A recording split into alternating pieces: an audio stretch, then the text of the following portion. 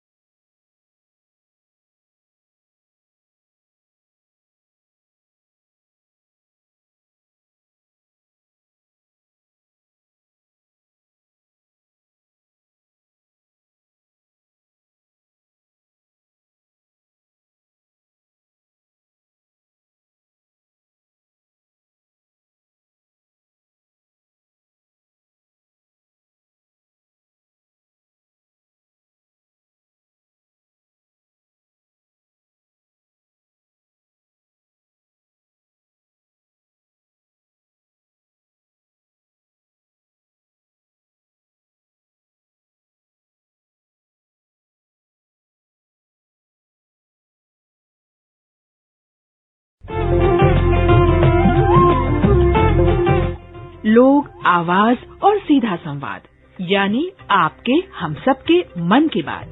जी हाँ, ऐसे ही करोड़ों लोगों से जुड़ जाते हैं हमारे प्रधानमंत्री हर महीने मन की बात प्रोग्राम के साथ। आकाशवाणी पर ये सिलसिला इस महीने यानी अप्रैल में 100वीं कड़ी के साथ जारी रहेगा।